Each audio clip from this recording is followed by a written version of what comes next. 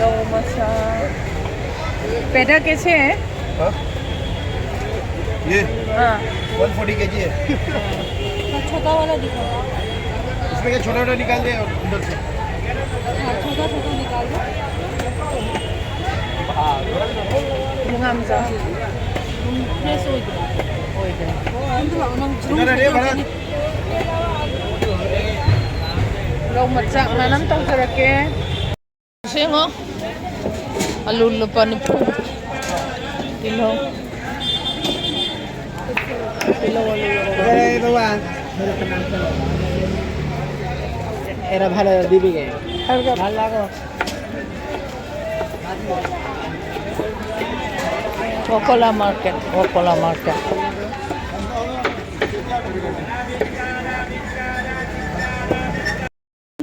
Ay Rohu se nganam tawraktoine. Rohu se nganam tawraktoine semba loire aduga hangam ama thongage. Nganam ama tawrage ngasigi hinjang nungdangi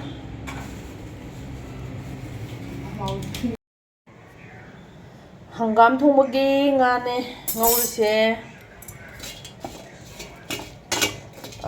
muka nga makupto anduido ina thake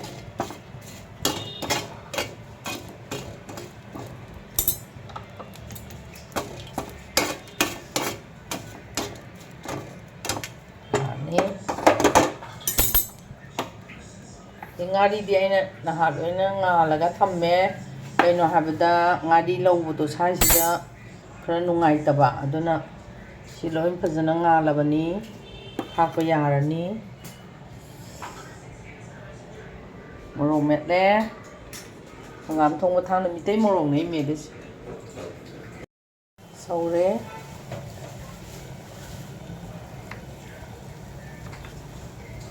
ngari thapchalage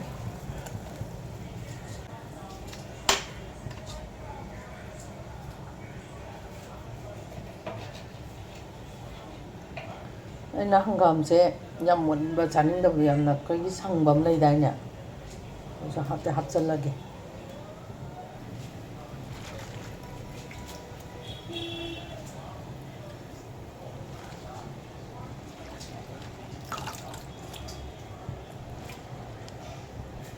morok thage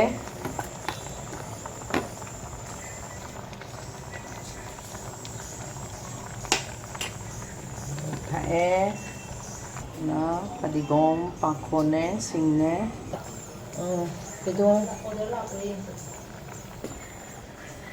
ay thum thaksil lage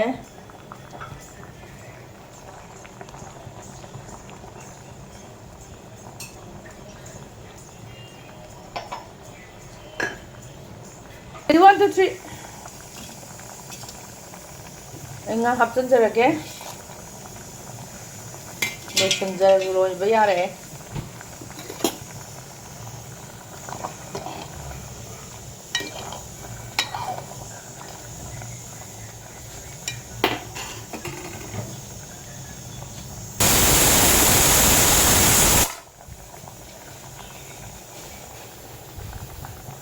ay padigong pakon thakchare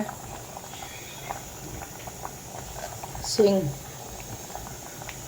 padigong pakon sing loisanba yare ngakhtang cholaga loisalage ai loisanjarage hangam chamna thongba nganam namjarage ngaring khama ngogjarage thum hapke nanonggi maru marang ko moro hape moro tik pasu ko masuk ke sana ba?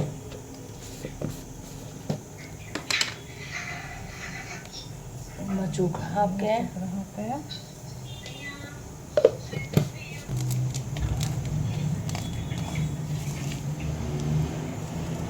moro marang khaga thaksu ko Keren nga hapakanda.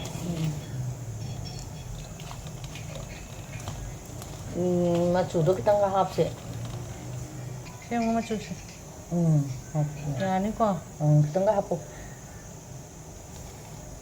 Sina yumda takchaba masala ni. Jiraga kanoga. Padiko maruga. Yumda takchaba sina. Ay mausika hapagkige. Yam na yamalani. Yamalani. Yari yamalani. Yamalo yamalo. Ma hapsan jare. Mapumoy na tawras yay. Kung ano nga na ba na pis-pis kakpani.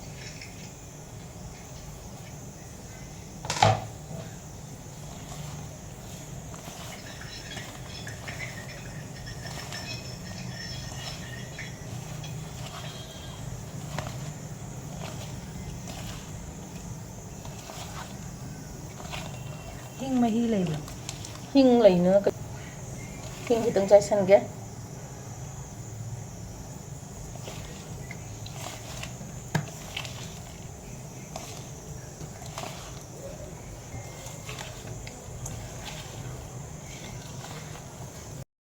Nga hapsarage.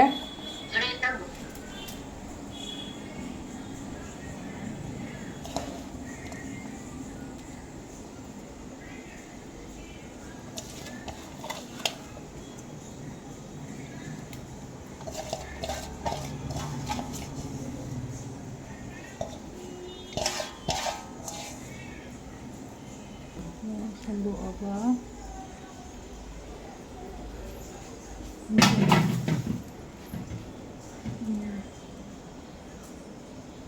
Ye ngang lan yomi si.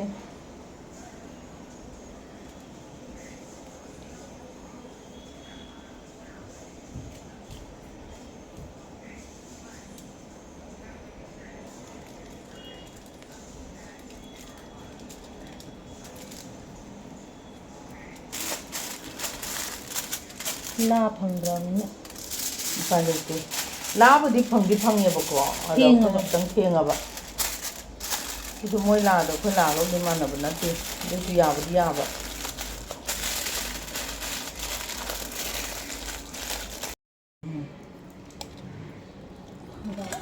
Wow.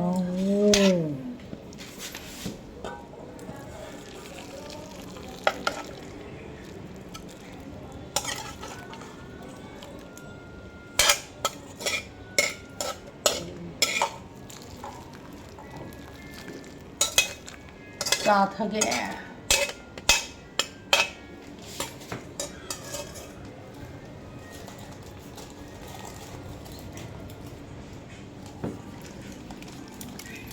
스팀.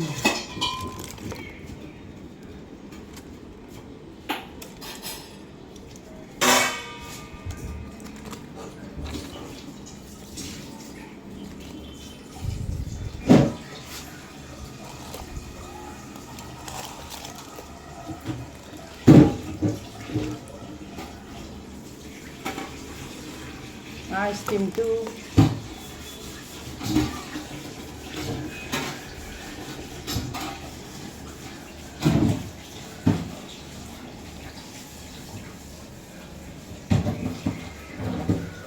Thongba steam.